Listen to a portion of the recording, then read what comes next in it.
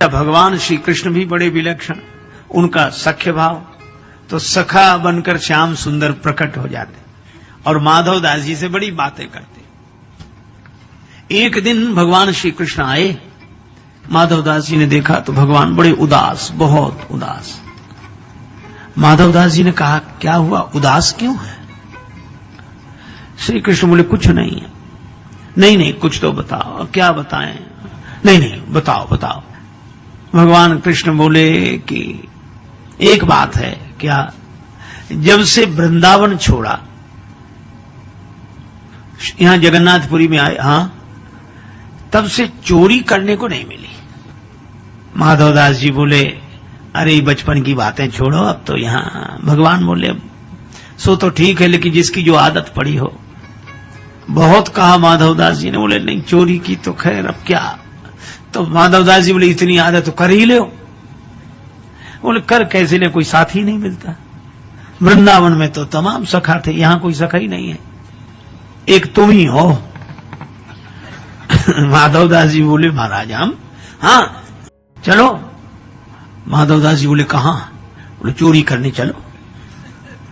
माधव दास जी बोले, महाराज जिंदगी भर भजन करते रहे, हमें कोई चोरी करनी आती है क्या जो चोरी करें?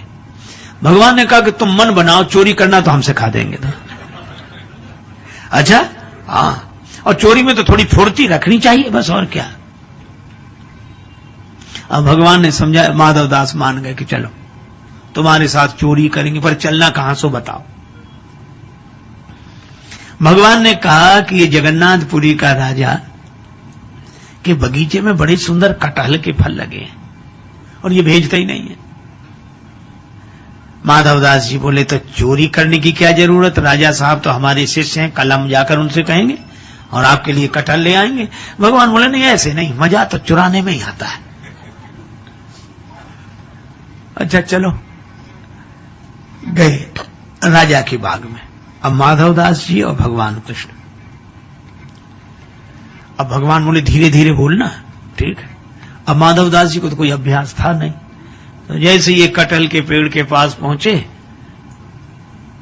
भगवान बोले, ऊपर चढ़ जाओ, तुम ऊपर से कटहल गिराना, नीचे हम ले लेंगे। अब माधव दास जी जोर से बोलने लगे, कन्हैया किस पेड़ पे चढ़े, इस पे चढ़े कि इस पे? सो बगीचे के माली ने सुना, बोले, मैं बताता हूं किस पे चढ़ो, अभी आया। भगवान ले गए छिपा कर, तुमसे पहले ही कही थी धीरे धीरे बोलना चाहिए चोरी में। अच्छा ठीक। अब गए, जब वो जाके सो गया, फिर गए। भगवान बोले, इस पेड़ पर नहीं, इस पे चढ़ो चढ़ो। माधव दास जी चढ़ गए, ऊपर से कटहल गिराओ। ऊपर तो चढ़ गए, अब ऊपर से बोले, भगवान ने कहा गिराओ गिराओ। अब ये बोले, ये वाला कटहल गिराएं कि ये वाला, बड़े जोर से बोले। और जो कहा ये कटहल गिराएं, तो माली डंडा लेकर दौड़ा कि मैं अभी बताता हूं, और वो डंडा लेकर दौड़ा। भगवान श्री कृष्ण तो बड़े कौतुकी, अंतर ध्यान हो गए। बेचारे माधव दास उतर रहे थे पेड़ पर से, कटहल गिरा दिया था। अब महात्माओं के तो कपड़े और रहन सहन तो कहीं वृक्ष में उलझ जाए, कहीं सो जैसे उतरे पकड़ लिए गए। सो माली ने रात को ही उनको अंधेरे में 2 डंडे लगाए और हाथ बांध दिए, बने रहो, सवेरे राजा के पास ले चलूंगा। अब माधव दास इधर उधर देखें तो माली ने कहा, क्या देख रहे हो? बोले, कुछ नहीं। और मन में सोचे कि दूसरे कहां गए जो ले आए थे हमें, हमको फंसा दिया, खुद का पता नहीं है।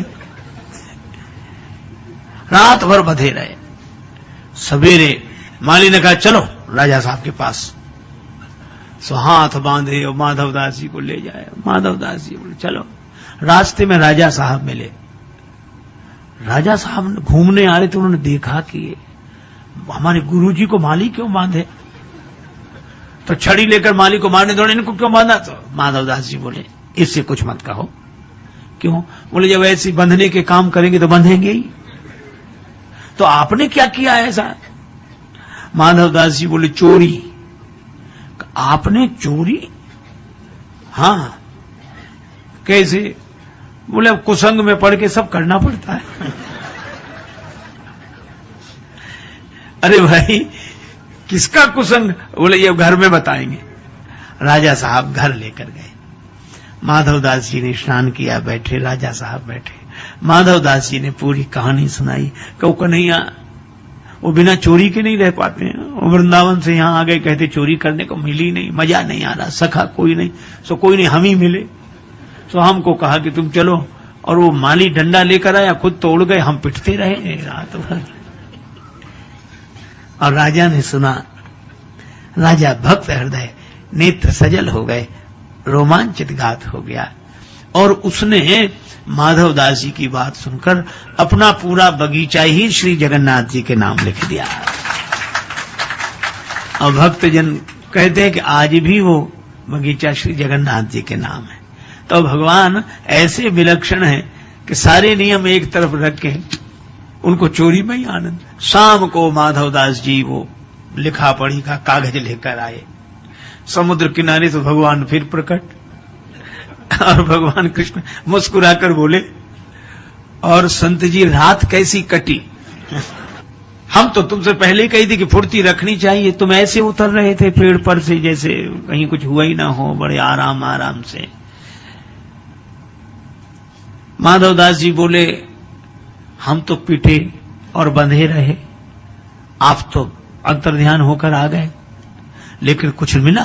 कटहल तक नहीं ला पाए, एक कटहल तक नहीं ला पाए, और हम देखो पूरा बगीचा आपके नाम लिखा कर लाए हैं। अब बोलो, भगवान की इन लीलाओं में प्रेम, केवल प्रेम। अब इस प्रेम भरी लीला को हृदय से देखें, दिमाग से देखेंगे तो फिर तर्क वितर्क उठेंगे, पर यह प्रेम सहजता से, भगवान को हार जाने में ही उतना आनंद, जीत जाने में भी उतना आनंद, वे सदा प्रसन्न रहते हैं। अच्छा, सबसे बड़ी विचित्रता तो ये कि भगवान श्री कृष्ण के जीवन में इतना उतार चढ़ाव, कहीं जन्म, कहीं जन्मोत्सव, मथुरा से गोकुल गए, जेल में जन्मे, लेकिन एक अद्भुत बात, ऐसी प्रतिकूल परिस्थितियों में भी श्री कृष्ण सदा बंसी बजाते रहते हैं, जो हरदम चैन की बंसी बजाते रहे। ऐसे श्री कृष्ण की लीला प्रेम भरी लीला है। तो हमने ये कथाएं सुनी स्वामी राजेश्वरानंद जी महाराज द्वारा। बहुत ही सुंदर तरीके से इन कथाओं का वर्णन उन्होंने किया है। उम्मीद है आपको ये कथाएं बहुत पसंद आई होंगी। अगर आपको ये कथाएं पसंद आई हैं तो चैनल को सब्सक्राइब कीजिए, वीडियो को लाइक और शेयर कीजिए, ताकि इस तरह की प्रेरक और हास्य कथाएं हम आपके लिए लेकर आते रहें। आपका बहुत बहुत धन्यवाद।